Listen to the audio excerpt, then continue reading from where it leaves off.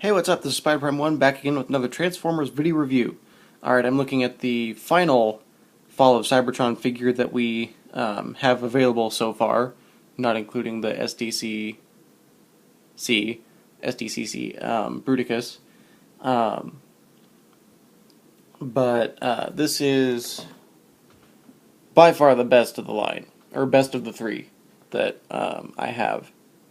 I just love Shockwave. And he's risen in popularity lately, ever since the announcement of him in Dark of the Moon. Everyone just went Shockwave crazy. And then just recently, at the time of this recording, 2 days ago, no, 3 days ago, 3 days ago, on Friday, they released the flashback episode of Transformers Prime with RC and Cliffjumper facing off against Starscream and Shockwave. And Shockwave is a beast. He is a brute for being a being solely based in logic. He sure freaking pumped iron before that. He is muscly bound and just gargantuan. And his gun is huge. It's like a I don't know, like the cannon that Galvatron turned into in G1. That's basically his arm. It's that big. But anyways, Fall of Cybertron Shockwave, really good figure, and like the other two that I mentioned in my last reviews, Shockwave is becoming, or is getting, repainted slash retooled for the continuation of the Generations line. He will be repainted slash retooled into Air Raid, Autobot Air Raid, and he looks pretty good. He doesn't look anything like he did in War or Fall of Cybertron. At least I believe Air Raid at least made an appearance in Fall of Cybertron, and we got to play as him in War for Cybertron. But so yeah, the next mold for this one, or the next character for this mold, is Air Raid, and it looks pretty good. He's got a new weapon, and he's got the whole chest piece right here is completely different, and the new head, obviously. But he looks all right. Probably nothing special. Probably nothing on Shockwave. But it still looks pretty good for what it is. But no, for right now, Shockwave is the best of the bunch. And then Optimus, and then Jazz. But no, this is a really nice Cybertronian jet mode. And unlike the other two, I cannot say that it rolls well because it has no wheels. So, transformation. We'll start by pulling the thruster arms off from back there, and then we will separate them like so, and then just leave that there for a second. We'll lift this up, but not all the way.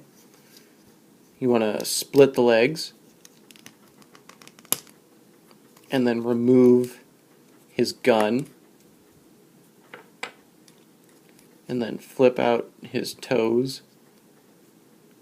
Then you want to take the panels here on the side of the legs and flip them down, and then there's a tab on the bottom and a hole on his leg.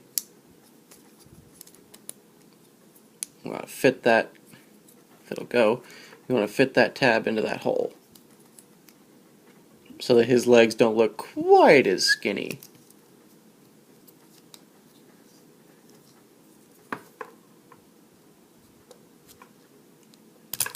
Come on. There we go. So there are his legs. And then we'll flip the body all the way around.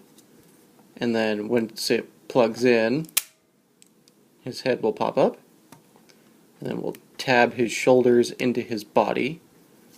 We'll flip the wings up. Flip the arms around. Bring his arms down. Turn at the elbow. And then on this side, we'll flip the hand out.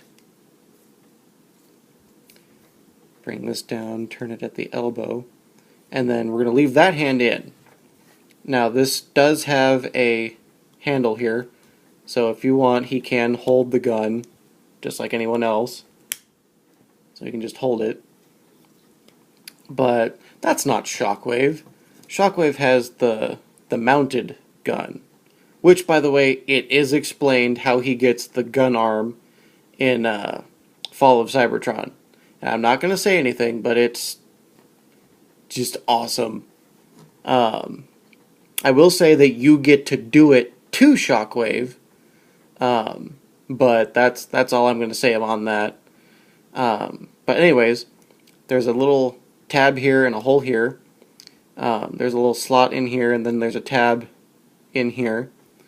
And you tab it on... You can do it on either arm, but G1 Shockwave had it on his left arm. And it's the left arm that you do the damage to in Fall of Cybertron, so it's going to go on his left arm. But yeah, you just snap on his gun, and there it is. And then this part comes off so that it can be just a tri-barreled gun. And they, from other reviewers, and I can kind of see where they're going with this thought process, and that's how I perceive it, is all the weapons, including Jazz, including Optimus, all the Combaticons, and so on and so forth.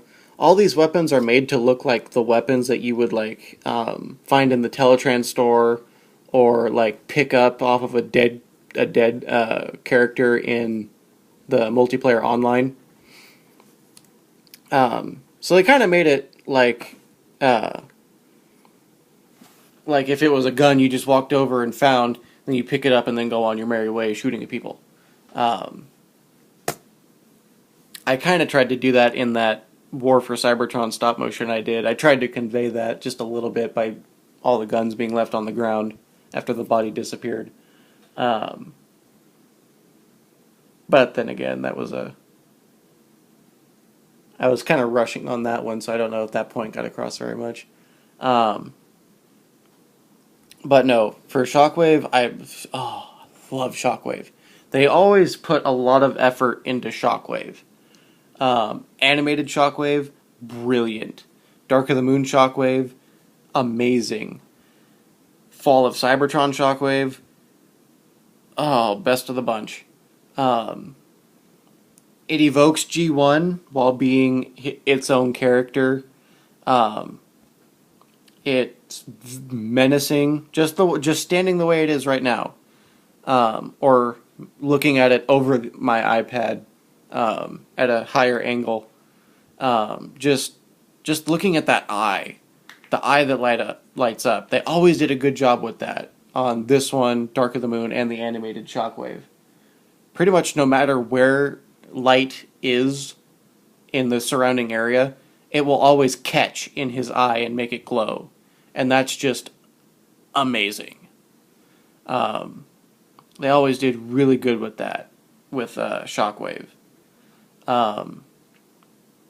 So, here, we'll put him in a pose, and then I'll bring Jazz and Optimus back.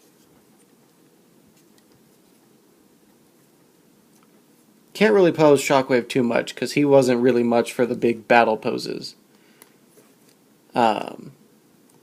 Kick your ass in a minute, but he wasn't much for the posing. Like getting in the battle-ready stance or whatever. We'll just set him back there.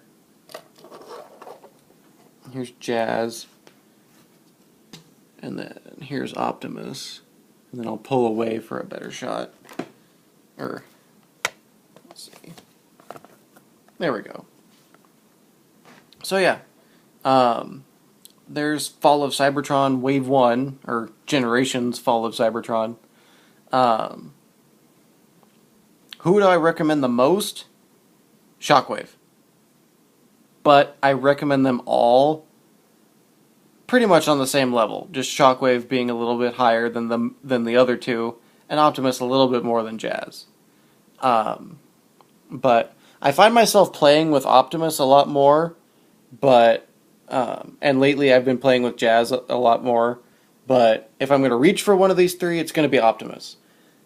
In terms of which I think is the very best, Shockwave hands down. But that's just my opinion. Your opinion can be different, and that's okay.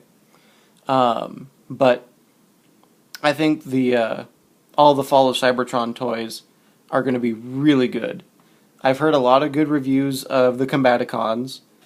I can't wait to get my hands on a set, whether it be retail or waiting till November for my G2 set, or finding a SDCC version for cheap, which I doubt. But until then, I'm content with these three. These are three really good figures. They got a lot of effort put into them. So, I'm Spider Prime 1. This is Shockwave. I'll be back with another review pretty soon. But until then, I'm signing off.